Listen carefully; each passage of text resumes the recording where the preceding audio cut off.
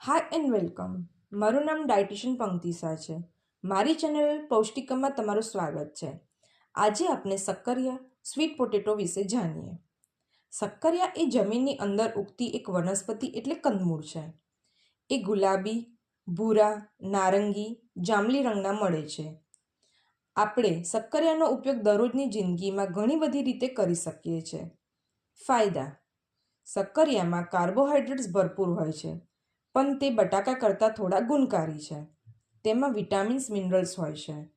શક્કરિયામાં beta carotene હોય છે, જે આંખોને સ્વસ્થ રાખવામાં ફાયદાકારક છે.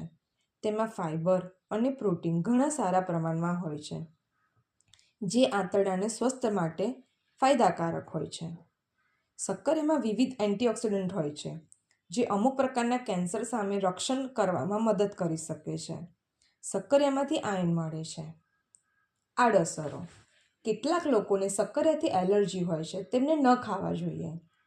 તેમાં કાર્બોહાઈડ્રેટ્સનું પ્રમાણ વધુ હોવાથી ડાયાબિટીસના દર્દીઓએ તેનું સેવન થોડી માત્રામાં અથવા ડૉક્ટર કે ડાયટિશિયનની સલાહ મુજબ કરવું જોઈએ. કિડનીની પથરીથી પીડાતા હોય તેમને શક્કરિયાનું સેવન સાવધાની સાથે કરવું જોઈએ.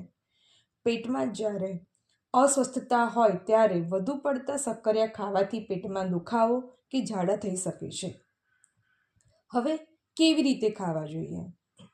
શક્કરિયાને સ્ટીમ કરીને તેની છાલ ઉતારીને ખાવા જોઈએ. સ્ટીમ કરેલા શક્કરિયામાં પોષક તત્વોના શોષણને વધારવામાં મદદ કરે છે. શક્કરિયાના પરાઠા: શક્કરિયાને બાફી તેની છાલ ઉતારી મેશ કરી તેમાં મસાલા નાખી લોટ ઉમેરી પરાઠા જેવો લોટ બાંધીને તમે પરાઠા બનાવી શકો છો.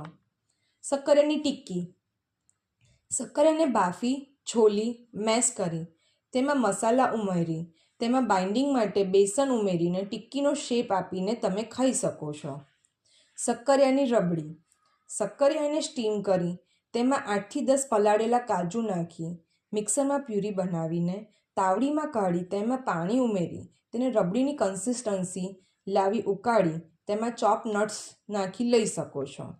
શક્કરિયાની ફ્રાઈઝ: શક્કરિયાને છોલી તેને ફ્રાઈઝ માટે લાંબા ને થોડા જાડા કાપી તેને તળીને ક્રિસ્પી બનાવી લેવાય છે.